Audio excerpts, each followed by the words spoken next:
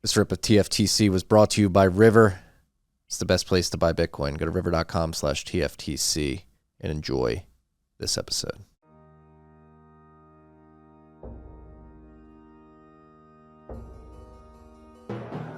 You've had a dynamic where money's become freer than free.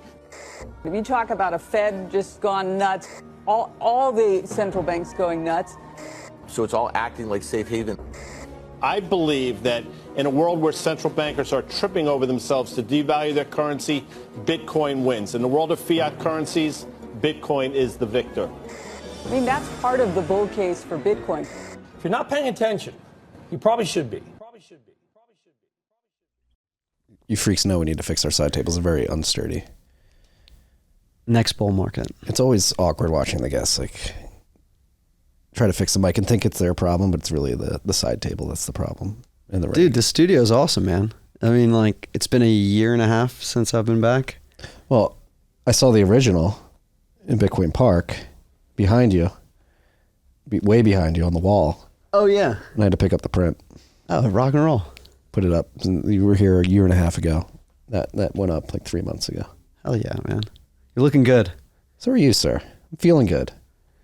We got a big day. You already jammed out one podcast. You got me, and then you got another podcast after this. It's going to be a big day. And we got a dinner to go to tonight. And we got a dinner to go to tonight. That'll be fun. Yeah. I'm happy you're here. Thanks, man. Because I'm in a big white pill mood these days. And I think you're... Wait, what's white pill again? We're going to win. Oh, okay. Got it. Optimists. We have the ability. We have the tools. We have the vision. We have the people. We can do this. 100%. Logan, hit that 100% soundboard. It's happening. I'm not going to lie, Rod. I got in a state where I was just doom scrolling, feeding into the vitriol. Into the algo, letting it consume me, piss me off. And then I had to look at myself in the mirror and say, what are you doing? What are you doing here? 100%. Focusing on the problems. Let's focus on the solutions. You're a big solution-driven individual. That's why I'm happy you're here. Thanks, man. It's the easiest solution in the world. You wake up and you see your kids. And then you're like, no bad days. This is my friend Harry Sudak likes to say. No, it's fun. We have a great morning routine. What is your morning routine? Boys come, slap me in the face, I get out of bed. At 6:37. Nice. They're my alarm clock. I've been trying to get up before them, but it's hard. I stay up too late. We make breakfast. We hang out. We wrestle. We're big wrestling. That's good. There's a lot of testosterone in the house. A lot of wrestling. And then we're still very frugal. We have one car. The family gets in the car. We drive to the office. Do a little Chinese fire drill. I get out, kiss the boys, kiss the wife, come into the office. It's like, all right, boys, you have a good day. Hell yeah. And they're going to like now camp or something like that in the summer? No. Well, my oldest did a swimming boot camp last week. Literal swimming, she's called the swimming Nazi of Austin. Literally dunking 3-year-olds in the water.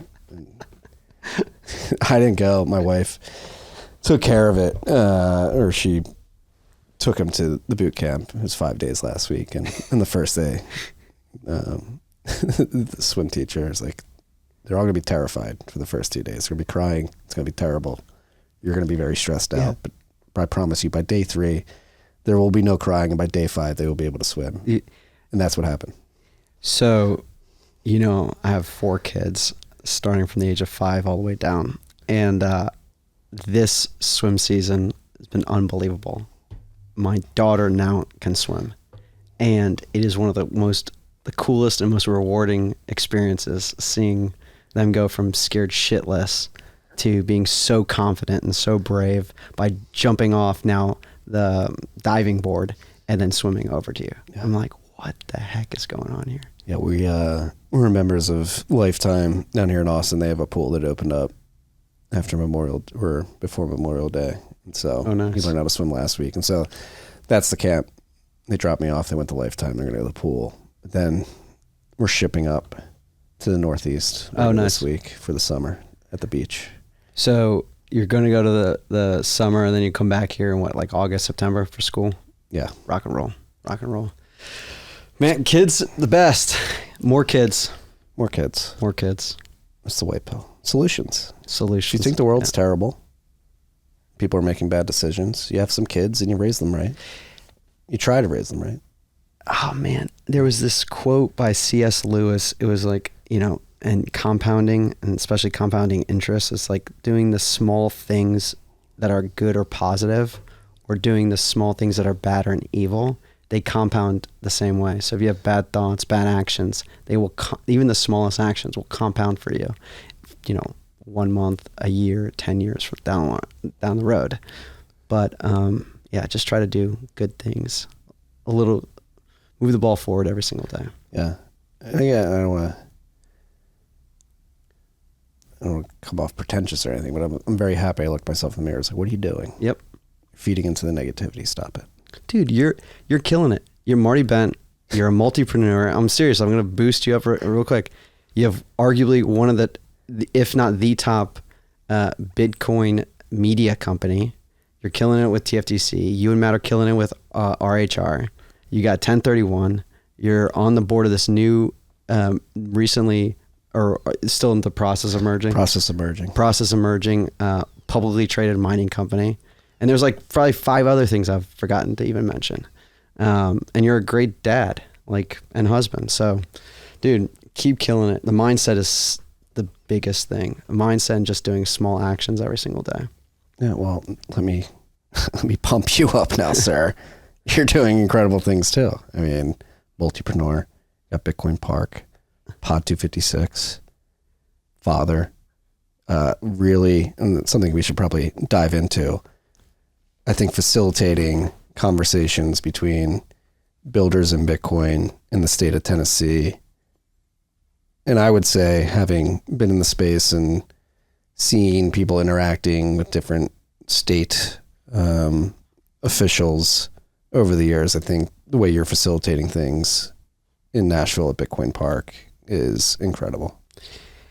Yeah, it's interesting because now, you open up Twitter or open up any of these social media platforms and you see, I'll say maybe that glass half full, then I'll go maybe on the more pessimistic side. The glass half full, Bitcoin, digital assets, crypto is a talking point in this presidential election, which is pretty gnarly to even think about. You and I have become friends over the last 6, 7, 8 years. And for even one candidate to even talk about Bitcoin, or even one legislator to even think about Bitcoin, was laughable at the time. And now it's, you got Senator Lummis and Senator Wyden sending letters, I think, to the Supreme Court on behalf of and defending FOSS developers as well as the Samurai developers. That code is speech and that this should be defended, not persecuted, which is just incredibly awesome to see. And especially as you zoom out and see it from a global point of view, for all its warts and everything, the U.S. is still one of the best places to live, raise a family, and build a business. And so it's interesting now having these conversations with folks. On the pessimistic side, it just seems like the marketing and propaganda engine across all of the crypto digital assets, and I'm nervous because they're saying all of the quote unquote right things just to rally maybe a non-voting base to become a voting base, or some group of people just so that they can tweet more and engage more. I just hope those actions are fulfilled.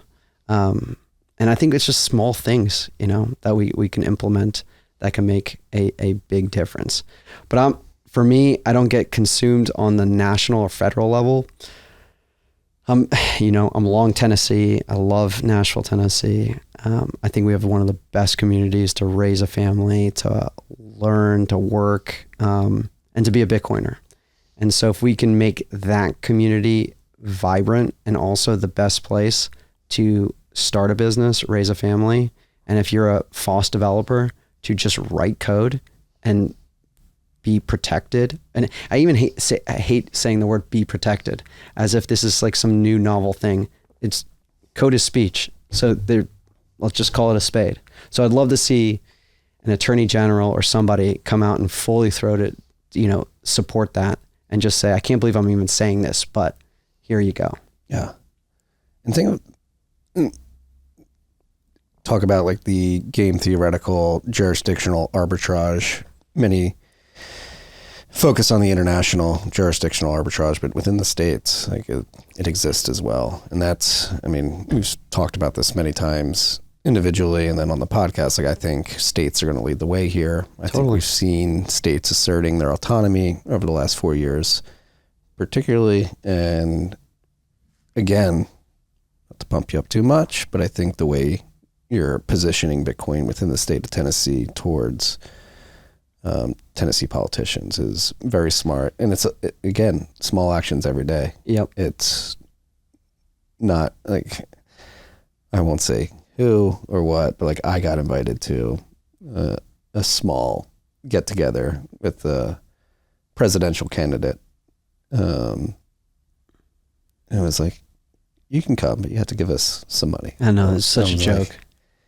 Like it was, it's not what many people probably think. Is another context, not the Trump meeting that's going on, but another politician here. But it's happening. Like the interfacing with the federal presidential candidates is like, all right, you want to come talk and like put your case forward. It's, you got to pay to play. But I think what you're doing in Tennessee, focusing on the state and the way you're facilitating the conversations between the industry and the political stakeholders within Tennessee is smart. Multiple touches, low time preference. Like, hey, we're here to learn from you, and we're here to be a resource for you as well. And I'll give them credit in the fact that they're the ones that are proactively reaching out and engaging more and more. And so hopefully we'll see a lot of good things. Yeah, the pay for play and like, hey, make a big contribution and do this or that, just personally rubs me the wrong way. I think a lot of these politicians are actually really good people, believe it or not.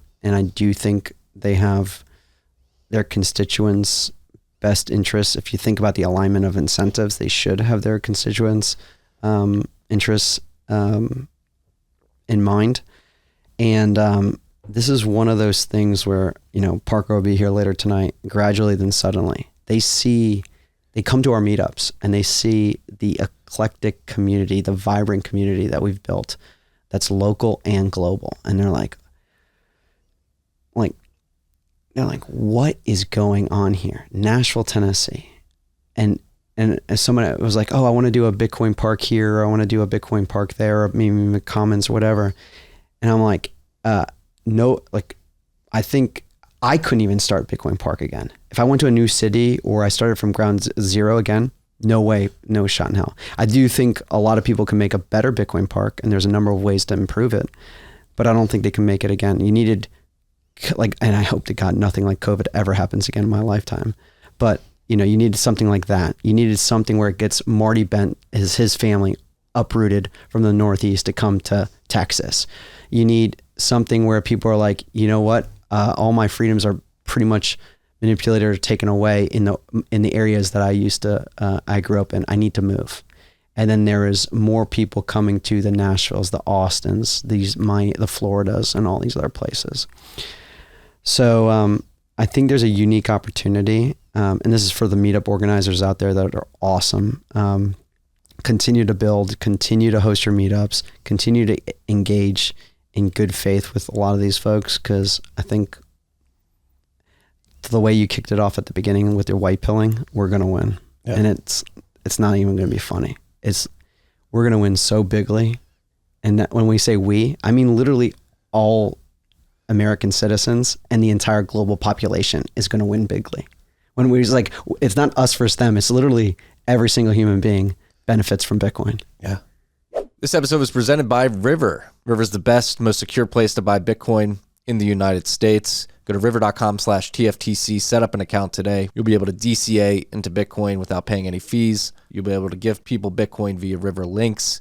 You'll be able to send and receive Bitcoin over the Lightning Network. And you'll be able to set limit orders. If you want to buy Bitcoin at a particular price, below or above where it is now, you can set orders to buy Bitcoin when it hits that price. Go to river.com/TFTC and set up your account today. This trip was also brought to you by our good friends at Unchained.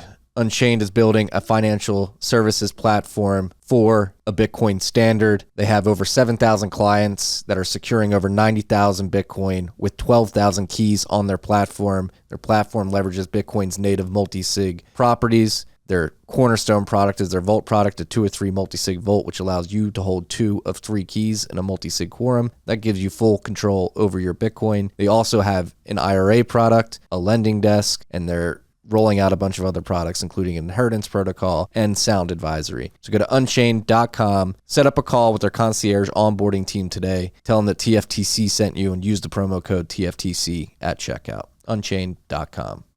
One thing I've been trying to focus on is like I've been really focused on like the geopolitical and the game theory, the game theory of like adoption by institutions, nation states, and the last couple months, it's like, all right, let's get back to basics. Well, how did this 100%. Newsletter start? How did this podcast start? It was literally talking to people building the technology that's going to enable us to leverage Bitcoin and in a way that we want to. So teams like Mutiny, Fedi, 100%. Zaprite, like really diving into what they're doing. The Chaumian Mint explosion that's happening on top of Bitcoin, like diving into those different protocols and the products being built rapidly, quickly, seeing Nostr begin to flourish. There's a lot of hope there. 100%. I mean, look, nation state adoption, corporate balance sheet, getting on a Bitcoin standard, those are conversations for smarter people than me. And I think eventually it happens. You know, Professor Hendrickson had a really good point. It's like, is nation state adoption a good thing for Bitcoin? Like, why do you want a nation to start consolidating a Bitcoin position? And I think he's right in the sense that grassroots Bitcoin adoption of freedom technology is the way to go, because educating, enabling people touching the stove, understanding the power. If we go top down, then there's like the trust layers of, all right, I'm going to trust this third party, or I'm going to trust this ETF, I'm going to trust this, merchant to manage all my Bitcoin or my treasury or my medium exchange or whatever it is. And that's why I love the community aspect. I love these small businesses. I love entrepreneurs like Drew D'Agostino, who you had on your pod. Mm-hmm. Amazing entrepreneur. Adopts Bitcoin on his balance sheet, has a great SaaS business, great cash flow business. And now he's empowered to make better longer term decisions by adopting a Bitcoin standard. I have not had him on this podcast yet, but I know Drew well. He was on the podcast Down the Hall, The Bitcoin Frontier by Joe Burnett. But it was in great episode. Was it? Okay. Maybe there was some, maybe you clipped it. That's why. And then we clipped it on TFTC because it was that good, but I've gotten to know Drew. We have a mutual friend who's a Bitcoiner, has been for a while. But let's tell the story like Crystal. Like, it's just a small SaaS company. And Drew, the founder, has become a Bitcoiner, and he is an example of the game theory that Bitcoiners have talked about for many years now playing out, where he does not have Bitcoin implemented into his product, but he recognizes as a small business. Totally. If I want to not dilute myself by going and raising a bunch of VC capital, I need to extend my runway by adopting a better treasury asset on my small business balance sheet. You nailed it. I mean, the guy is so smart, so humble, so caring. And now he's got this tool. And Bitcoin, at the end of the day, in my opinion, it's just a tool. A tool for a company CEO to preserve their future purchasing power better than any other investable asset. And now he can make better long-term decisions. He can make better hiring decisions. He can do so many better things about his business. And also frees him up so much time to then potentially hire better people to run the business. And I think as we get fixated on AI, new technologies, Bitcoin-enabled companies, I think there's a massive opportunity in these small businesses, especially the blue-collar type businesses, where a lot of them don't have an inheritance or a, what do they call it, like a hand-me-down plan, because their kids are like, working at Google or doing some other joker stuff. And to take over those businesses, adopt like the Drew playbook, operate on a Bitcoin standard, maintain cash flow, maintain a good LTV, good CAC, and do all the business terms and blah, blah, blah. And it just be like amazing. And that's where this next act I'm thinking through a lot more is the Bitcoin Park is still a project in its infancy. And we've been actually June 1, which is today's the 29th, in 2 days will be our 2-year anniversary, which is freaking wild to even think about. By the way, fun fact, Logan, you ready for this? State of Tennessee's birthday, June 1 as well. What year? Logan, what year? Come on. Is he swiping left and right? Yeah, are you on Bumble over there, dude? It's going to be hot. You see, I went from 0 podcasts and now I'm going to be doing 3 podcasts. I do Pod 256 with Eco. 1796. There we go. 1796. 1796 up to 2022. And then Bitcoin Park started in June 1 of 2022. And 226 years. That's all it took. Did he get the math right, Logan? I think I did. I don't know what number you just said. 226. You got a computer in front of you if you need to use it. I'm just basing it on my birthday and then adding years. But with the park, I kind of lost my train of thought. We got the Pod 256 Builders in Bitcoin. Yeah. It's in the one with the monthly Bitcoin Brainstorm with Kathy Wood. I mean, which is kind of, you're going to have Kathy How did I on. not mention that to begin? Yeah, it's wild. It's been so much fun doing that one. How did that come about? Yassine's a friend, and we've been talking about for like a long time, figuring out ways that we can just work together. And then it was his idea. I mean, he finally was like, look, let's just do a podcast. How about that? And we'll do a podcast. You create it and curate the guest list. Use me as much as you want to use me or don't use me at all. And then he's like, we'll produce it and distribute it. You know, they got incredible reach. And I was like, all right, let's do it. And then the first podcast we did, and I was like, all right, Kathy's cool and she's great. She's really engaging, but she's probably going to just do this one time and then, go on about her day. Cause she's really, she's been on every single podcast, and I know now she's like, looks forward to it every single month.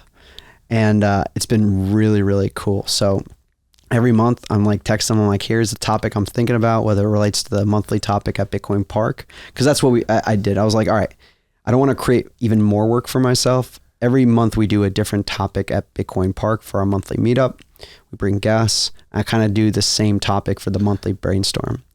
And then I'll invite other guests to come on and so on. And I mean, it's dope. I mean, I've had, people from like Rockstar Dev to Luke Dasher to Maulers to Preston to, I mean, the list goes on of just awesome Bitcoiners on that show. And they were kind enough, they created their own Bitcoin Brainstorm playlist amongst their huge YouTube channel. So you can just go to that channel and subscribe to it. They allow us to take the content and put it on the Bitcoin Park feed. So if you're listening on the podcast, you can just subscribe to the Bitcoin Park podcast feed. And and I think there's going to be them being closer to the Bitcoiners that are building and developing in this space, I think is a great thing for them. And I think they're going to do some really interesting stuff in the future. What is your favorite conversation that you've had on that show? Oh man, it's like choosing my favorite kid. Okay, I have one. No, I'm just joking. The AI conversation with Paul Etoy and he's a killer, and Cody Lowe, and we had a number of other guests on there. And just Paul's such a big brain, and you can tell. Go and watch that episode and look at Kathy and her colleague. I forget the gentleman's name. They're like, it's opening up new potentials, especially with their AI thesis and perspective, especially on agents and such. And Paul is just the potential use cases of combining AI agents and Bitcoin. It's going to hit us like a ton of bricks. Yeah. That one was great. The first one with Maulers and Obi and Preston and Harry, that was phenomenal. We did one on custody, which was really cool. We did one on FOSS development. We had Steve Myers from the BDK Foundation on, Mike Schmidt from Brink. Just if you go to that playlist, if you don't mind, go and look at the topics. And I'm pretty proud of the way we've curated those topics and the guests that we've had on. Tony from Mutiny's been on when we're talking about layer twos. Even though now I don't like saying layer twos, but L2s, man. It's hot. Is it L2 season or something? I don't know. God, that was bastardized, but that's been really fun because that's like a world that I'm not as familiar with, like the institutional side of finance and Bitcoin. I'm more on the super individual grassroots community side. So it's kind of weird when I'm like, oh yeah, me and Econo Alchemist do this Pod 256 pleb-ish mining focused mining podcast. And I'm like, oh yeah, and my other co-host here is Kathy Wood on the Bitcoin Brainstorm. They're like, who are you? I'm like, I don't even know who I am. It's called breadth in the industry. That's right. But no, you've seen Almandra, who's a legend, who's a mutual friend of ours. Seems a king. All credit goes to him. He's the man.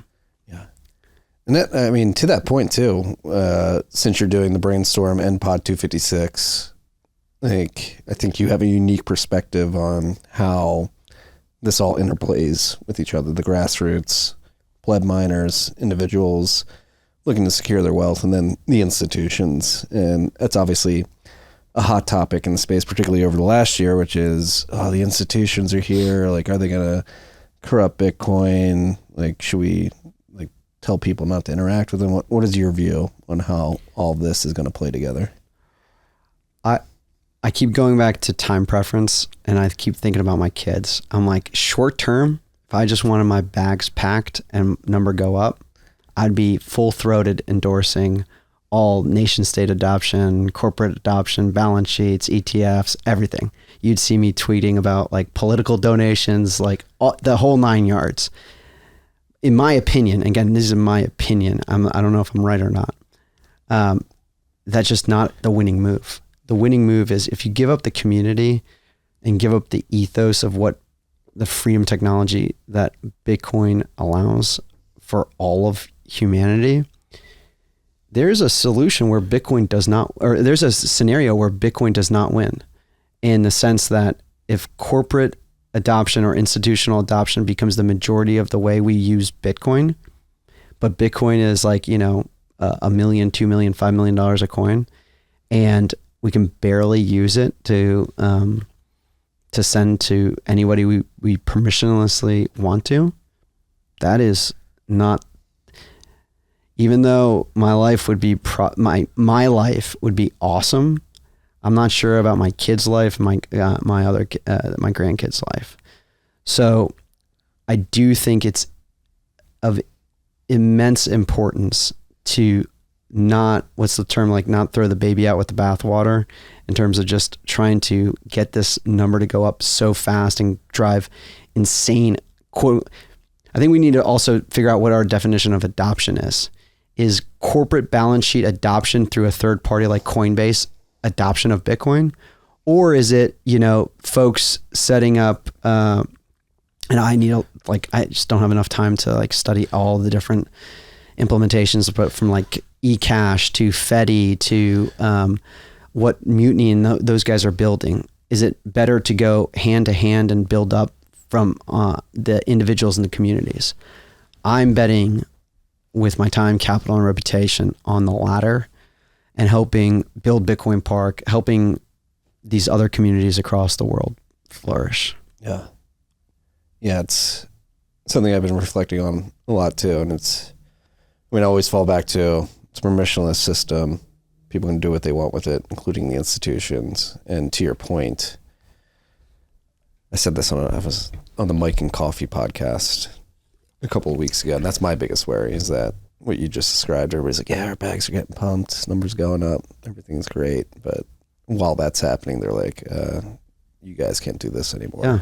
Don't worry. It's in your best interest that we don't send it to those OFAC addresses, or we're going to just do a little bit of this filtering here for you guys. It's in your best interest. Do you want your number to go from what is, or it is like, you know, $65,000 to $650,000? Again, I want the number to go up too. Do not get me wrong. I'm not trying to be some altruistic, you know, whatever, but, I do believe that number is just eventually going to get there. And then I want to figure out the best path to get there. Yeah. And I think we all need to think more critically about going all the way back to the beginning of the pod, all the small decisions that we're making now and how they compound. Are they good, positive decisions that compound in the best interests of, you know, you, your family, community, and the world? Or are they slightly negative, potentially evil decisions that we're making now that can compound in a negative manner for you, your family, your community, and the world? And I think very critically about that.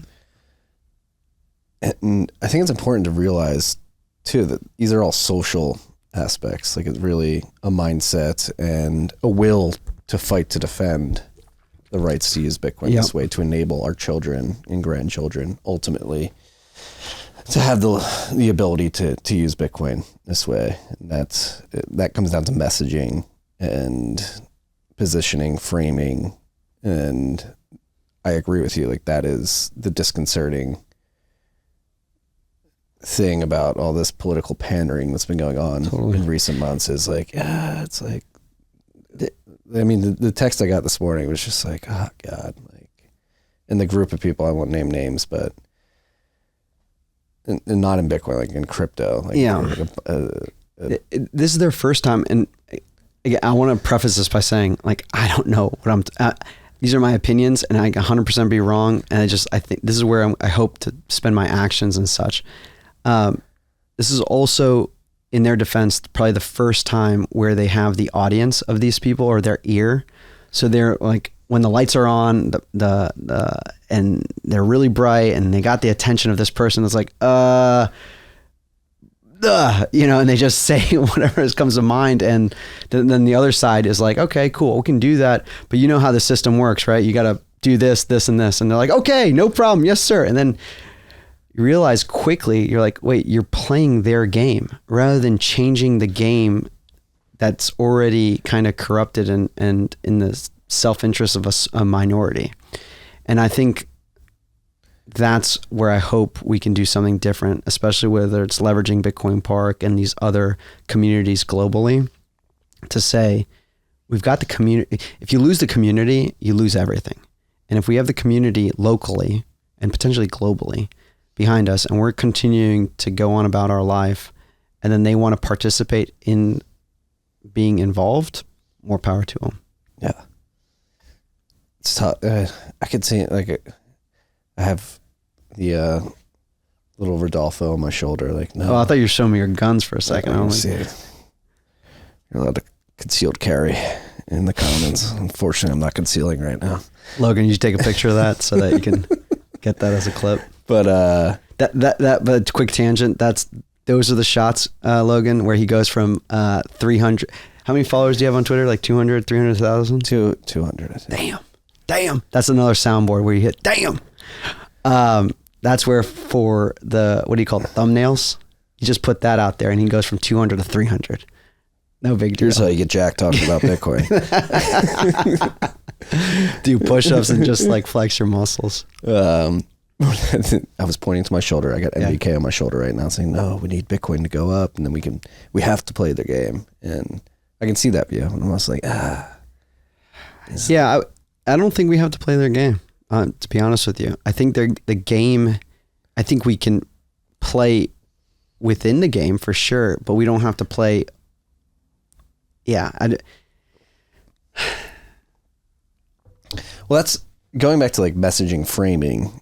I think, again, white pill, we're going to win. Bitcoiners, show some self-respect. We have the best memers in the game. I know. We've done a pretty good job. Bitstein's killing it, by the way. The guy is like throwing bombs left and right. I'm like, maybe the Twitter algo, for some reason, I haven't been seeing his tweets, but now I'm just seeing all of his tweets. I'm like, just king. Thank you, sir. He's firing left and right. But like at the end of the day, this is really winning hearts and minds. Yeah. And the worry I have is that some people have become convinced that the only vehicles through which we can win hearts and minds is by politicians. No. Proclaiming to the people that vote them in, like, this is what we're going to do. You voted for me. Here's my pitch to you to win your heart and mind about Bitcoin. I don't think that's the case either. I think we can route around that and just go directly to the hearts and minds and win them. Yeah. With good messaging, good framing. And the best money. And the best money. Yeah, we have the truth on our side. We do. With the truth for the commoner. Yes. Yeah. I love that tagline. Quick break here, freaks. This rip is brought to you by Gradually Then Suddenly, a framework for understanding Bitcoin as money by Parker Lewis. I wrote the foreword to the book. I'm honored to have done so because it's the best 0-to-1 primer if you're looking for a logical explanation of why Bitcoin obsoletes all other money. Buy one for yourself and maybe a few for your friends. Go to thesafehouse.com/gradually. That's thesafehouse.com, safe spelled SAIF, thesafehouse.com/gradually. Use the promo code TFTC for $5 off at checkout. Buy it now, freaks. The price of Bitcoin is going up. You need to understand it. This is the best 0-to-1 primer. This rip was also brought to you by our good friends at Zaprite.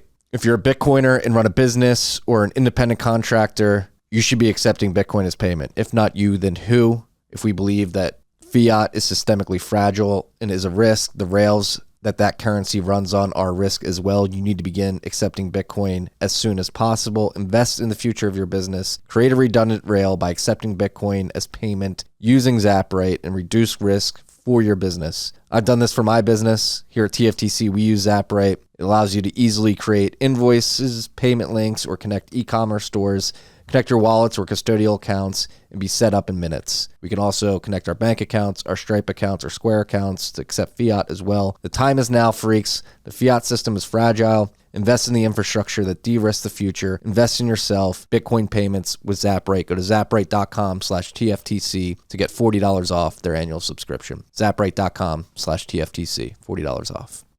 It's hard though, because it is, like, again, in the moment, similar to like in the moment when you're doom scrolling and filled into the vitriol in the moment, we're like, all right, you want to see at the table? It's like, come in. All right. So the doom scrolling, you've brought that up 2 or 3 times now. Have you stopped doom scrolling? For the most part? I've tried to, yes. Okay. And that's manipulating the algo. Yeah. So you gotta, so what's worked for me, at least, I've turned off all notifications because I used to be never like have notifications. But like literally the feature on, and this is not a new feature, but the summary view of like just organizing all your notifications in a morning and an evening view. So I'll get one, not like in the first thing in the morning, but like at, I don't know, 8 or 9, I'll get like all my notifications. I'm like, okay, I respond to this, blah, blah. And then it's helped me just move out all the bullshit that just, because there's so much stuff that just context switching and just takes away from my mental energy. When something like, I see Marty flexing his muscle because Logan tweeted it out, and I'm like, well, my day is gone. Now I got to get I got to do 1,000 push-ups just to compete with him. Just get off the doom scrolling, reduce the notifications to 0 has been such a good life hack for me. I need to adopt that summary notification. It's so good. And I actually saw a clip of this on Twitter, ironically, the other day. I was scrolling through Twitter and ironically saw this clip. But and I suffer from this problem a lot. And so if you're listening and you're one of the people that is, who's been affected by me suffering from this problem, I apologize. But you get decision paralysis when you get text, emails, Signal messages, Telegram messages, Twitter DMs. And for me personally, I'm like, holy fuck, there's just like too much to respond to. Then you just like sort of like push it down. Like, I'll get to it later, and then you forget. So here's another app that I use, and it's kind of still shit, but it actually works for the most part. It's called text.com. It's a unified messaging app. They're definitely probably reading all my messages and so on. Not probably the best privacy centric tool out there. but at least from my Signal, Telegram, Twitter DMs, did I say Telegram, all in one unified dashboard. So I'll time block like around 2 to 4 p.m. and I'll just be like, all right, catching up on, looks like call it my shutdown routine for the day. Like all my messages that I got to catch up on. Like not many of my stuff is time sensitive, whereas yours may be more time sensitive. So you got to respond to the folks. But I'm the left side of, I'm 100% on the left side of the bell curve when it comes to like smarts. If there's a notification that comes up, I will switch whatever I'm doing and just give it my complete and undivided attention, and it'll fuck me up for the whole day. And so I try to do these time blocks where I'm like, all right, this is the mindset for responding back to all these people, getting back to these people, responding to email, cleaning that up, and then figuring out what I want to do for the rest of the day or next day. Yeah, and when you think about it, what this guy in the Twitter video was proclaiming is that the course of human history, like people have this decision paralysis because we've never had the ability to just reach out and contact anybody for most of human history. Like literally, even like till the 90s, arguably, like you'd have to be by a landline to physically, or if you had a beeper or a cell phone. Or so much coordination just to even like communicate. Like, and now we live in this age where it's like anybody can reach out, like not even people that you know, people that you don't know. Just like be like, oh, I need your attention. You're like, oh, what the fuck? And trying to react to that. Like it literally have not chemically evolved to take in all this contact. Dude, totally. Yeah.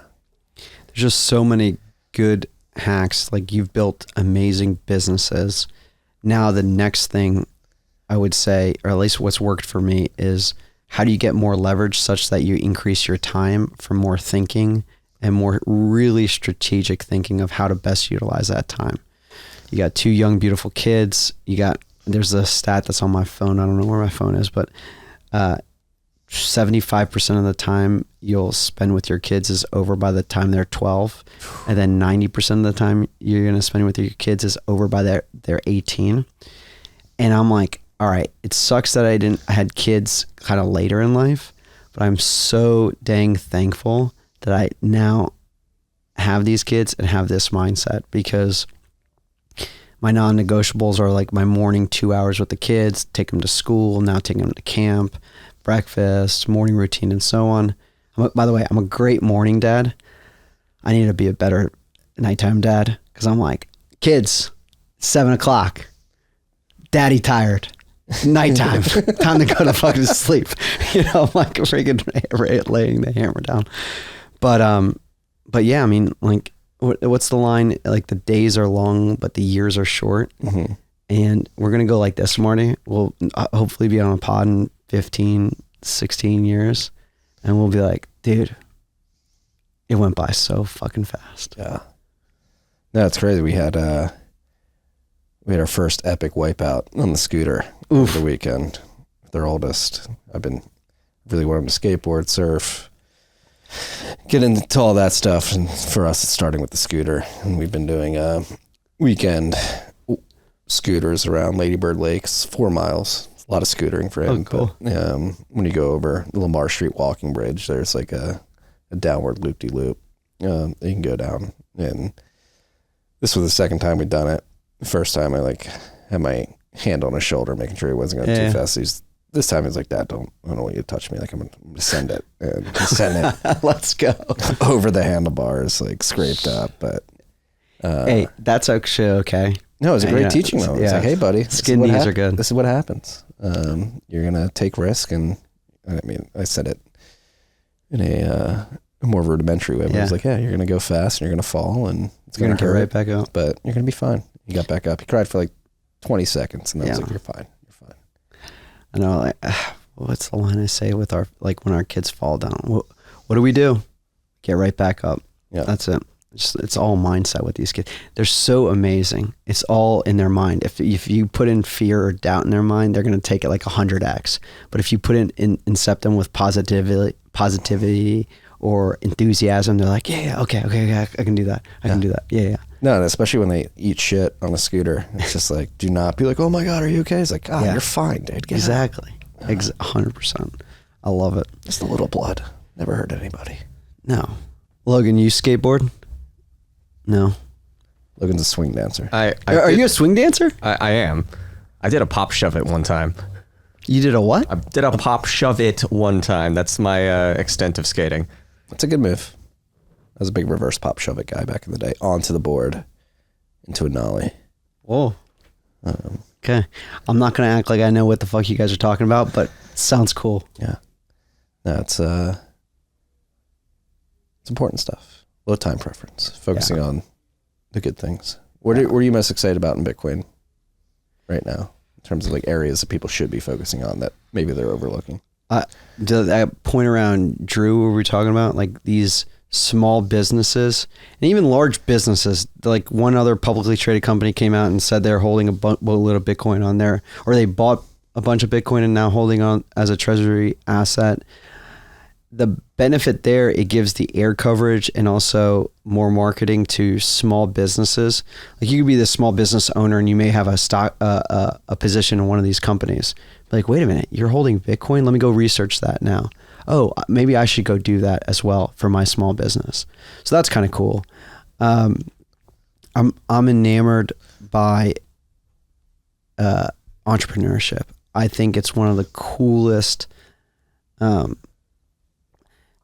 people I've associated myself with and learned from are entrepreneurs, and be able to say no to very quote unquote stable jobs and stable money and a cush life to say, I'm going to throw all that out and go roll the dice to go and create something net new that's, I think valuable for the community and society, and I'll get paid for it.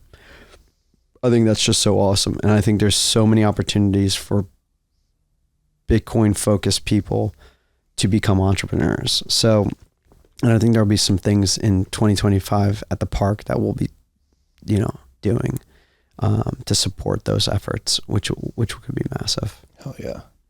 What would your advice be to aspiring entrepreneurs out there? Start. Like today is tomorrow. Literally, you got this. Today is tomorrow. You can do this. Do the side hustle. Work the weekends. Figure out, you have the time. So like you are waking up 5:30, 6:30 with the kids waking up, right? So let's say you're like Marty, you have 2 kids and so on. But Marty's already got 5 businesses running. So he's earned the right to figure out his own schedule. You need to create more time and more leverage of your time for you. So start waking up at 4:30 and before the kids get up. Give yourself the 2 hours between 4:30 and 6:30 and sacrifice that time such that you can go and, do X, Y, or Z. And even 1 hour a day, 5 days a week, that's 20 hours a month. It's almost a full day dedicated towards this entrepreneurial endeavor. And one of the big things, don't quit your day job, but just create the time to do this. And then figure out how to be cash flow positive from like day 0. And then all of a sudden cash flow is the most amazing drug, in the sense that once you see the cash flow coming in, you're like, holy shit. Well, if I turn this knob a little bit, or I do this, there's more of this comes out. Oh, this is really interesting. Wait a minute. I really enjoy, by the way, the stuff that I'm doing right now gives me a lot of energy. I'm really excited now to wake up at 4:30 in the morning to do this project. So if all that starts happening, then all of a sudden you have leverage over your current employer. Maybe you still enjoy it and you should still do it.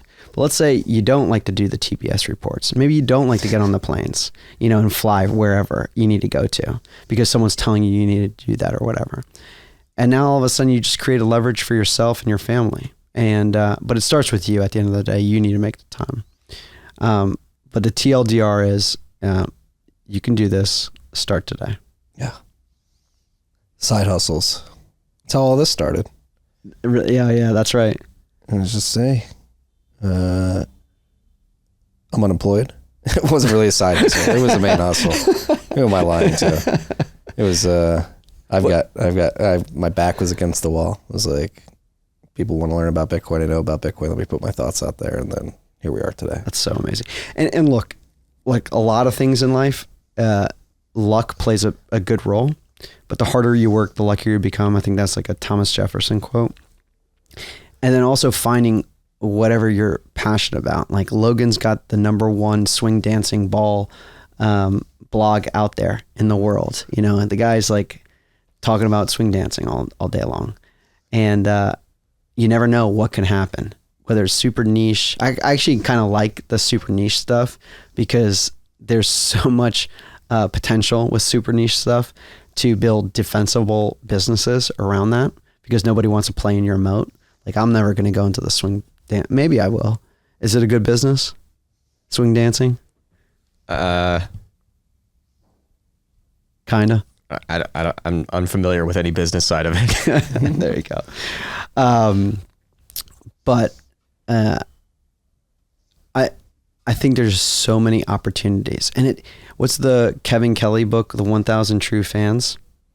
In today's day and age, to the point you made earlier, Marty, like everyone can get in touch with, well, not everybody, but the ability to get in touch with people is so easy. To communicate, marketing is so easy today with all the platforms out there, to be able to build a brand, to be able to build distribution mechanisms.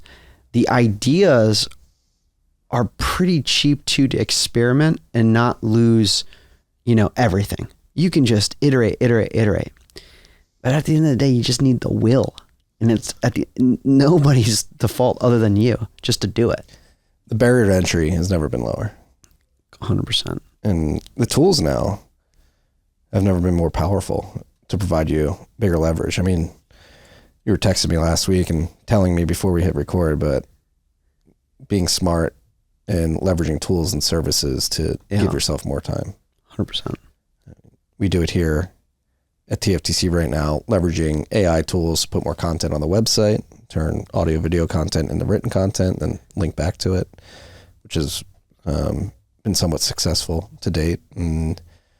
But you're talking on the admin side too, because that's one thing I need to get better at as a business operator of this company specifically, is the admin side. Yeah. I mean, the biggest unlock in the last 9-ish months, almost a year, has been just hiring one of these virtual assistants and training it. But even taking a step back, it's like, all right, you have all your to-do. If you're like me, your to-do list just gets longer and longer and longer. And then there's stuff that's like deep, fun, really important work that's important, not urgent. I think this was like Dwight D. Eisenhower, by the way. It's like important, urgent, like the Eisenhower matrix, maybe. I'll have to fact check me on this, but it's like important, urgent, important, not urgent, urgent, not important, not important, not urgent.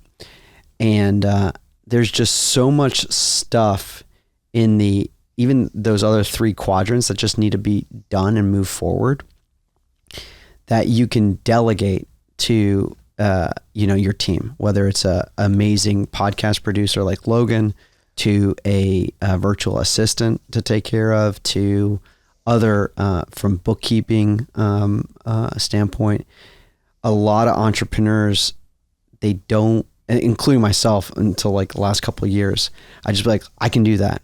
I can send that invoice. I can do this. I can, all these little things. I still take a lot of pride in understanding the process and making sure I'm in the details, but being able to free up my time where a 30-minute task that needs to, let's say an hour task that needs to be done weekly, is 4 hours a month.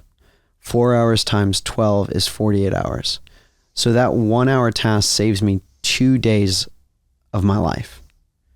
Imagine 2 days to concentrate more on your business. Imagine 2 days more time spent with your family. 2 days to start a new side hustle, right? Think through it. On that one bookkeeping month-end closing task that drains your energy. Like, one of the things that I struggled with was I took on so much that a lot of the stuff was draining my energy. So then when I come home, I'd just be like so depleted. When I started my days, I'd be like, look at my like to-dos for the day and all the things I needed to get done. But I was just like, man, this is not fun. This is not giving me energy. But after putting in these processes, really scrutinizing over the team and being like, okay, I can delegate these things where they actually really enjoy this stuff. And they do, and by the way, they do 10 to 100 times better than I do in general. And it's freed me up to be able to be like, all right, let's go start experimenting here. Let's go do this thing over there. Let's go have more of these strategic meetings and talk about bigger things that we could be doing together. So for you, I mean, you're killing it across the board. And it's like, all right, what's the next level up? If you could answer this question, if you had more time in your day, if you even had 1 extra hour or 2 extra hours, what would you do with it? What? And it's fine. Like I now spend almost like an hour and a half a day on personal health. So I try to get to the gym at least for 1 hour doing like these HIIT classes or whatever. My push-ups in the morning. I know it's a fun joke around here, but, and then I'll try to do like the cold plunge and like all these like things. Because if I'm healthy, then I'm a better husband, I'm a better father, and I'm a better entrepreneur. So, and I'm like, that's like a one area, especially 2025. I actually want to, I'm doing it so much that now the next level up to learn even more is to teach it. So I really want to teach this with other entrepreneurs. Actually, I don't know if I told you this. I think I did, because I think I've invited you. I'm hosting these monthly entrepreneur dinners in Nashville, and it's been really cool. Just to 25 folks. Athena's the service that I use, and they've been phenomenal. They're definitely a higher price point, but it's the ROI has been phenomenal, and they've been kind enough to kind of sponsor these dinners. Anyways, I get these entrepreneurs together, and we just jam on what is holding us up, or what are the opportunities we see go forward. And I hope a lot of Bitcoiners at the dinner, but I also try to bring in other entrepreneurs from other industry, and then all of a sudden cross-pollinate these different ideas. And it's been a lot of fun. Yeah. I think for me, again, this started out as a main hustle. It should have been a side hustle, but I was unemployed. I think for me, like I did everything myself for so long. Like that was like before Logan, we had Car. You know, like it was really weird for me handing off like the editing and producing to Car, and now Logan. Now think about it right now with that, right? You're able to do, you had another gentleman on earlier today. You have me now, and then Kathy Wood's about to come in, and there's no, like, you're not even, I mean, I have not even felt 1 second. You've given me your complete and undivided attention here, where other people will be like, oh man, I got to get this podcast done. I got to do like 30 minutes of work, post this, then I got to go do this, and then I got to be ready for this interview or this podcast, and then I got to go do that.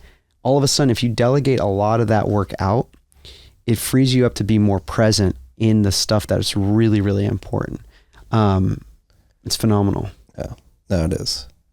And it's like that, the books, scheduling. Yep. That's one thing I still haven't handed over, is like scheduling guests for the podcast. I still do that. That's still hand-to-hand combat. And there is an art to that, like reaching out and doing that. But that's like one thing. If I don't have the time of the day to focus on scheduling, like the schedule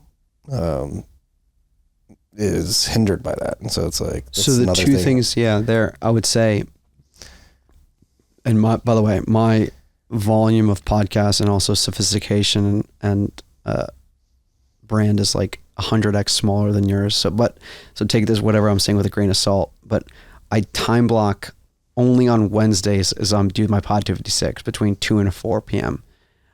Brainstorm, for the most part, we only do in the afternoons on Tuesdays or Thursdays of every month, so that I can like mentally, again, I'm like Pavlov's dog, ring bell, I like salivate.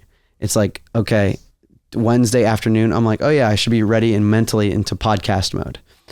And like, I don't do any, or for the most part, don't do any meetings before noon. And then it's so like, I'm just like slowly training my freaking monkey brain to be more mentally ready around these areas. So on the scheduling and then the booking side, just being able to be like, all right, here are my recording blocks. And then you just look on your calendar. I use this tool called AkiFlow, where time blocking has been a game changer for me. So I can time block all these things. So I can look out in my calendar and be like, all right, cool. These are my podcasts. I don't have any things going on in these podcasts. Let me go reach out to these folks like a month out. And then I have the task. I do that. And then everything is kind of lined up there. Or you delegate that and you say, hey, here's some templates to use. Or, you know, you just keep doing it yourself because you find energy in that and you enjoy doing that because there's like a little bit of a art knowing the people and kind of some of the topics you want to talk about, which I think is totally fine. Yeah. No, but it is, I'm excited to talk about this with you now and then after we record too, because that's one thing I need to figure out is how to create more time. I'm notoriously disorganized, and it's one thing I write in my journal every time I write it. It's like, get more organized, please. So like when people say that, you think you're disorganized, but I guarantee you're not. I think you have so much ambition and so many ideas such that you're doing, and then you feel like you're unorganized, but you're really not. It's just like setting some simple processes and getting the team on board, like the Logans of the world and like a VA and so on. Then all of a sudden it's like this superpower. It's unbelievable. Delegation is such an amazing superpower because you're enabling somebody to be their best self, employing them. And then all of a sudden the team's just winning and they're winning bigly. So we're now only white pilling in the world, but we're white pilling Team Marty as well. And you'll be surprised that you change your communication style as well. Like there's a lot of things that I want to just jump into. Like I've done this now for a long time that I used to be notorious for just checking my phone in conversations with people, what's going on, you know, here and there. For the most part, I'm definitely not as like that anymore. I'll do it from time to time because I'm that much of an asshole, but you'll be surprised with yourself. I actually like that the price point on the service that I use is a little higher, but I also like it that it's month to month, so you can just cancel at any time. But it's one of those things where it's a mindset. You just got to commit to doing it, and then you got to commit to doing it for 6 months and be like, look, the pain is the amount of money I'm paying, and I need to get the reward out, so I'm just going to do it. And then I've set up so many SOP, standard operating procedures. I've done all these looms to like communicate excellence and do it all. And I'll just give you my whole playbook. Yeah. That's one thing I got a Signal group with like some other guys, like 4 other guys that have signed up and doing it. So like I'll share all my best practices with them and then we'll jam because it helps me get better too. It's like, oh, I didn't realize you did it that way. That's so much better than the way I was doing it. Now I'm going to go implement it in my day-to-day operations. Yeah. And I think for all the entrepreneurs listening out there, like, I think you've alluded to it, but like, if you had to put like levels to like, what does this unlock for the entrepreneurs, the teams building out here? Like, focus on Bitcoin entrepreneurs building in the space. Think about like when you're hiring, I get, this may not come off the right way, but I don't like to hire people. Meaning like, I like to hire unicorns. Like Josh at Bitcoin Park is a unicorn. He can do so much across the park. He's a no-brainer that we want to work with and work with for a long time. And I get at different businesses, you got to hire and figure it out and so on, and different scales, and you got to build sales teams, marketing teams, all this other stuff. But you'd be surprised just starting with a small team and having just one of these virtual assistants to handle podcasting coordination, editing, those AI tools, the scheduling to a degree, you can still do it, but like, you know, there's a laundry list of stuff that you can leverage, even personal stuff that you're between you and your wife that you're like, oh man, I know my wife wants me to do this and I just cannot get the energy to do this. And she's going to be really mad because I didn't do this, but you can delegate that for the most part, potentially off. And then all of a sudden you have so much leverage in your time on the business side. Then on your personal side, you have more leverage that you have like weekly date nights that, you know, you always say, oh, I need to do a weekly date night. I need to do a weekly date night. Well, now we do weekly date nights because the babysitter's coordinated.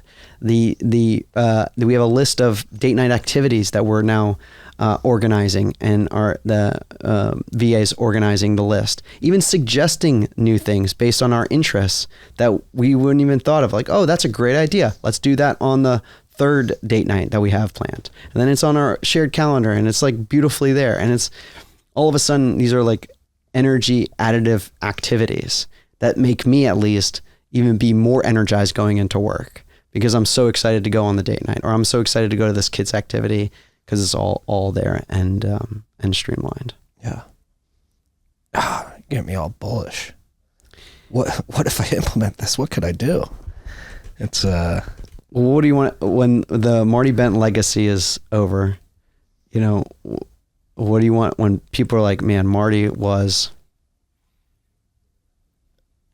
I think it's going to sound stereotypical, but all I care about is that the boys and any future children look up and they're like, I'm proud of my dad. Totally. Yeah.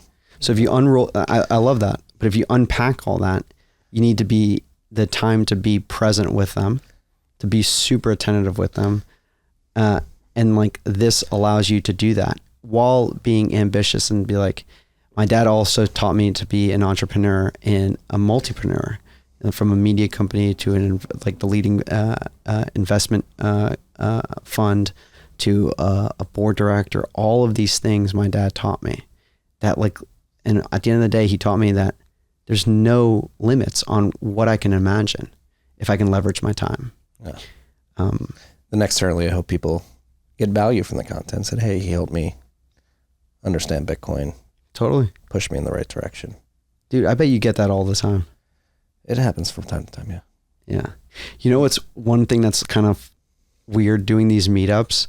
You'll go into like your grocery store and so on. And then like, again, I'm a nobody, but we host these meetups and like 200 plus people show up at these meetups typically. And the person is like, hey, are you the Bitcoin meetups? And I'm like, oh, fuck. I'm like, no, man. Got the wrong guy, but no, it's fine. Life has trade-offs, but I think the Bitcoin education side, that's why when the jokes are like, they joke about like, we have too many Bitcoin podcasts. I actually don't believe that. I think like, if you're so passionate about doing it, you should just do a Bitcoin podcast. You should do a Bitcoin 101. You should do whatever you think is the best. Don't let anyone tell you no, and just do it. And see what happens. And we'll start with one person, 10 people, 100 people. Who knows? No, and somebody's been podcasting about Bitcoin for 7 years. I welcome it. Iron sharpens iron. Keep me sharp. Start that podcast. Totally. I know it's, there's just so many ideas. And that's where I did kind of start and then stop the builders in Bitcoin, but this builders in, I want to expand it to more, entrepreneurial focused that's a little bit outside of Bitcoin, but has the Bitcoin essence involved in it, if that makes sense. So it's like telling these entrepreneurial stories, but like telling the really minutiae details about like, how do you organize your day, Marty? What, like when you look back on your bank, how do you look at your bank accounts? Like, how do you manage your money of your business? Why have you adopted and thought about Bitcoin as like the treasury asset? Okay, cool. You have, obviously. How do you even think about managing your Bitcoin on your balance sheet? Like, do you think about, how do you evaluate investment opportunities as it relates to your business when Bitcoin's ripping and you're like, I could start a new business and cash flows, but Bitcoin just went from 60 to 600 and, I don't want to sell my Bitcoin because it's about to go to 6 million, like these are all, and that's why I like these dinners, because you have a drink and you have like a nice meal and you can have like deeper conversations and kind of like ideate on these topics. Yeah. And I think, again, going back to the barrier to entry is so low. That's something we focus on at 1031 too, is number one, like how are you going to accumulate as much Bitcoin on your balance sheet? And part of doing that is thinking really strategically about your burn rate, essentially, your overhead, and really forcing the question of how much can you do with how little, and trying to really help founders like hone in on that one aspect of like, and that's how I've focused, and it's because that's how I approach it at TFTC, is like, how can we expand what we're doing without bringing on as much overhead as possible? Totally. Because I think my fear is not ruining someone, because at the end of the day, you can go get employment anywhere. I truly believe that. Like, where there's a will, there's a way. But you don't ever want to promise something and then, and not fulfill it in that way. That also scares me. But yeah, I am just mega bullish on the future. I'm just so thankful that Bitcoin is, like, we get to work in Bitcoin every single day. I mean, how gnarly is that? It's pretty sick. It's pretty sick. We wake up and we do Bitcoin stuff. I mean, like, especially particularly where both of us work at the park and here at the Commons, there is an energy, like walking out there, seeing everybody work. And I feel like it's a cheat code, being able to go out there, talk to the Mutiny guys, the Zaprite guys, Fetty, Chris, 360 Mining, and just like, all right, what's happening on the ground? Yeah. Building. Totally. What's happening out there? That's why, like, when we talked back in October, so I'm not a big fan of like the mega conferences. I think they're cool just to see how big, I guess, the industry has gotten, but these smaller, more intimate, highly curated summits, workshops, meetups, and also third spaces like the Commons are just so amazing, because you never know, when, like, Phil Geiger walks over. I was like, oh yeah, Phil, what's up, buddy? And we caught up, and then there's like a handful of other folks that you just naturally run into. So similar to a meetup, I would say, unless you're super passionate and want to be consistent about doing it, just don't start one without like a core group of people. And I can tell you all the things. I mean, like, I still cannot believe we're going to be celebrating 2 years. Like, it happens fast. It happens fast. They grow up so fast. Businesses, co-working spaces. So what if you had more time, like, is there another business you would want to start? Or you just want to expand the TFTC media? Just keep doing what we're doing here and expand like our integration of Bitcoin. So we launched a rewards program last week that I'm pretty excited about. And I would like to polish that, iterate on it, experiment with the incentivization within the program. But essentially, we have been doing a lot of research over the last year, Lewis and I, about the state of incumbent media, and it's pretty broken, digital media. And as you said, core audience is important, and incentivizing that core audience is important as well. And so we've used Substack and Beehive as analogs, like looking at how they are promising creators on their platforms to grow their audiences. And Substack's got the algo and the ability to subscribe to have your newsletter, your Substack advertised on other Substacks, and Beehive is really focusing on that latter use case as well.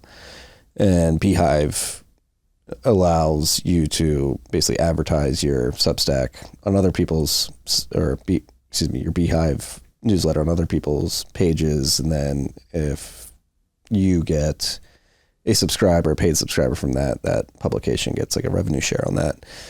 And that seems very cannibalistic to me, where somebody's reading TFTC. I think there's a lot of great content out there, but I like to think we're putting out good content. I'd like them to stay consuming our content. And so like this idea of putting other newsletters alongside ours and like participating in that model just doesn't make sense to me. It seems very cannibalistic at the end of the day. And so like with that model in mind, be like, how do we not do this model but still grow the subscriber base? We've created this TFTC rewards system, which is like TFTC, Marty's been specifically, it is extremely humbling to go back and like go through the list. You can see open rates, and people have been reading for 7 years now almost at this point, that have 80 to 95% open rates. Like people open it every day, which is, again, extremely humbling and still amazes me. And so there's something there. It's like, hey, you guys are getting value out of this. And what other value can we provide? Yes. And so figuring out a way to grow our community at TFTC, but also incentivizing the people that are power users, power readers, to participate. It's like, obviously, if you're opening this almost every day, you must get value out of it. And so we launched a rewards program leveraging Bitcoin and Nostr and Ghost basically launched and said, hey, if you guys are liking this, you're getting value out of this, and you have one person in mind. We just started one proof of concept product we wanted to test out. If you have one person in mind you think will get value out of this, to recommend them to the newsletter. Oh, cool. And when they join the list, if they read 3 newsletters, we'll send you a SATS reward and the new subscriber a SATS reward. Oh, cool. And the communication to the referee, the person that got referred, is like, hey, we're putting out this content. Your friend thinks it's valuable. We're really trying to highlight Signal as it pertains to Bitcoin and other areas that we're interested in. We're looking to develop a relationship with you. If you read 3 newsletters, we're going to send you some Bitcoin. And our hope is that over the course of you reading 3 newsletters, you become convinced, like, hey, I want to keep reading this. And then, so that's like the first proof of concept, MVP. Shout out to Austin, now working at Voltage, founder of Pleb Devs. Cool. He built Bitcoin Link. And so basically the way this works is we've created a server that connects the Ghost API, Bitcoin Link, and then we use Nostr Wallet Connect to connect to my business Albi account that automatically disperses the rewards as people open 3 newsletters. Logan, we're going to win bigly, buddy. That was just a lot of alpha just dropped. Honestly, like if you're an entrepreneur out there, I'd be following Marty like none other. And I have this technique called drafting where I get all like my really, really smart people and sometimes my really, really rich friends. I'm like, who's your doctor? Who do you have? Like, what are you doing? What tools are you using? And I'm like, okay, I try to do like 80% of what they're doing because I cannot afford 100% of what they're doing, or I don't have the time to do 100%. But I'm like, all right, there's like 3 things that I just took away from there that I could apply to my own. Rather than trying to recreate the wheel often, you're just leveraging and with your network of other like-minded entrepreneurs, and especially one of the other hacks, you need positive people in your life because entrepreneurship is just such a bleak, as I think Elon said or somebody else, it's like chewing glass and staring into the abyss and like, hoping you're like right. And, but you need good people around you just to say like with your son who skinned his knees, you're all right. Come on, get up. You're okay. Hey, it's okay. You went from like 200,000 OTE to now $0. You're going to be fine. You're going to figure this out. Come on. You can do this, this month, next month, and the month after. That entrepreneurial community support is massive. Yeah. So you think that's, we tested it out and people are using it. It's actually beautiful to see that it works. Yeah. Like what Austin's built for us works. And it's on autopilot now. And like it's a cool thing to go into my Albi and see these rewards being distributed. And yeah, I mean, I think, so I'm not going to challenge you, but I'm going to say like, that's a great feature. You're doing that now. My question is like, all right, you have now more time to think about like TFTC, 1031, Kungsleden, like what's even more you can be doing? Like is there another whole, is there another whole podcast line that you're so passionate about starting? Or is there like, man, I want to level up the production here because I need to research now the next camera and all this other stuff and finally get that shift? Because going back to that question you asked me, like what's the advice you would give, is like today is tomorrow. So like getting that one extra camera in here and having the time to like make it work and then having the time to Logan to be able to do more, that compounds for you. And this is like the best, right? So imagine making the best better, which is cool. Yeah. I definitely want another camera. We're talking about it. Yeah, we got the shopping list. Got to pull the trigger.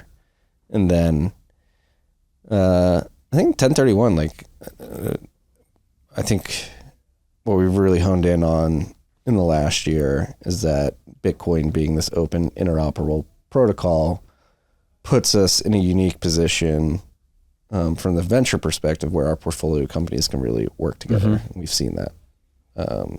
Zaprite Mutiny, Unchained Mempool, Strike Mutiny, Strike Primal. Like there's these synergies that exist. That's so awesome. Within the portfolio and outside of our portfolio as well. There's many other companies that aren't in the portfolio that are contributing to this interoperable protocol. And so really leaning into that aspect and trying to surface where these partnerships and synergies exist is something or had the potential to exist. Totally. Just even like for an hour a day, like looking at your logo slide and being like, wow, what if this happened? Or what if that happened? Just freeing your time just to think more. I know it sounds crazy because I'm also in this mindset of just do, get through my to-do list, feel good about like checking off lists, but also just, and I have not done a shit job of this, but like, I'm trying to read a lot more, like deep reading, like history and a lot of these other areas that'll help me on a number of fronts. But like, I just need a time block and find even more leverage in my day just to do that, because like the unlock of like just 2 partnerships for your portfolio, and what I think you guys are on fund 3 or 2 or 3. And, that compounds for you, down the road. And imagine like you just had the time just to think about one partnership that just 100x'd your fund return. And it's like so simple. It could be just one thing, and both of those companies just like 10x their enterprise value. Yeah. But you need more time. Need more time. I do need more time. Yeah. And then, getting back to the roots of this too.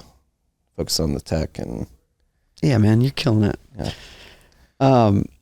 I think that this was awesome, man. Like, I don't want to give you enough time so that you can prepare for your next guest. I feel,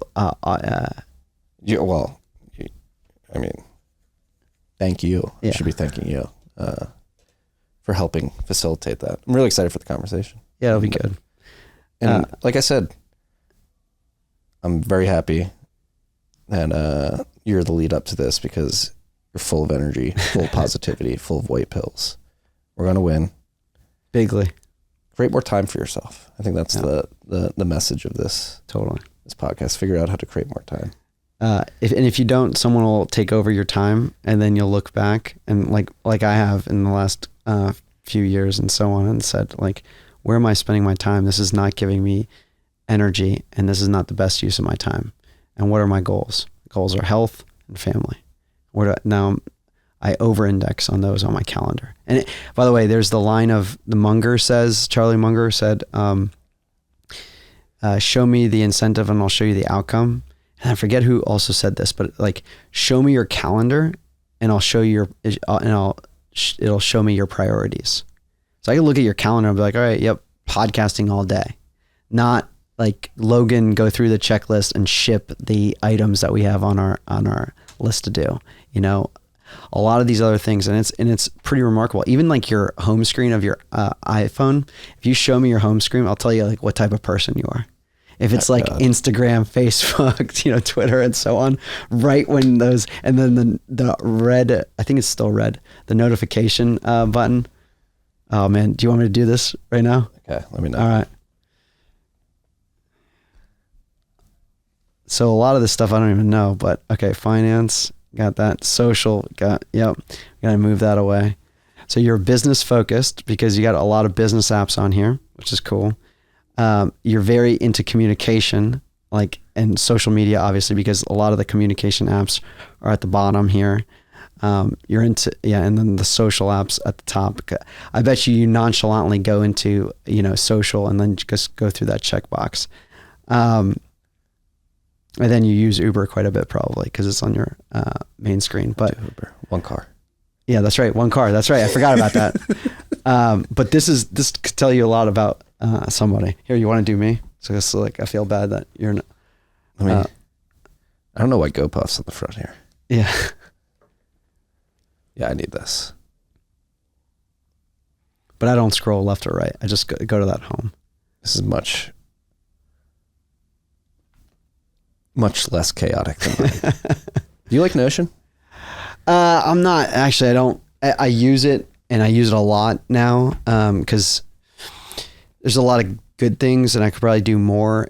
I don't love it the way I love AccuFlow. I use Readwise's Reader app quite a bit now.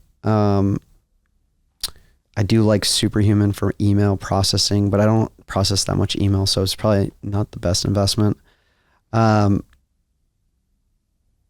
Notion's just good just to collect and organize but I'm not some like power diehard user of Notion. Yeah. I feel like you need a literal dev to set up your Notion boards.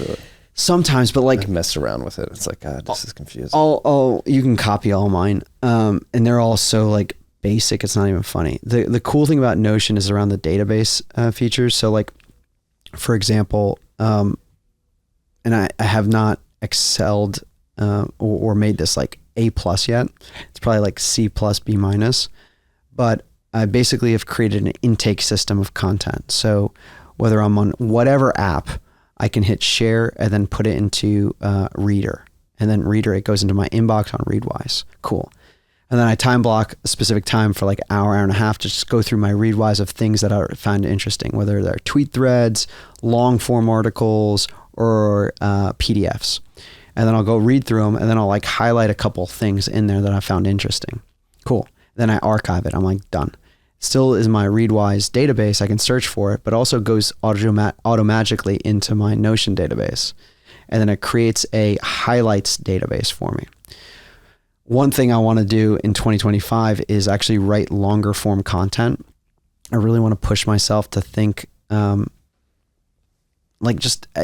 writing helps you think and organize your thoughts. And I suck at writing. So that's my like new habit for 2025 that I'm going to like push myself for. But having all this information organized such that I can then go in and I want to write something around, I don't know, the word success or business success or whatever. And then I can do some searches within Notion database and it pulls up all of those articles that I've highlighted and so on. I'm like, oh yeah, let me take inspiration here. And it's made my longer form piece of content so much easier to write rather than be like, oh, what was that tweet thread from? Like, I know I saw it. Did I bookmark it on Twitter? Did I save it in Readwise? Where it's all in like a central repository. But again, I'm not like some super fan of Notion yet. Maybe I will be in like 6 months after I've like fully implemented all this stuff. Yeah. God, I need to get better processes, but got to start somewhere. Dude, Day zero. Start today. Yeah. Rob, it's always a pleasure, sir. Dude, this was the best. Thank you, Marty. We're going to have a fun day. We're going to have a fun afternoon. Yeah. It's good to have you in Austin. Heck yeah, man. All right. Peace and love, freaks.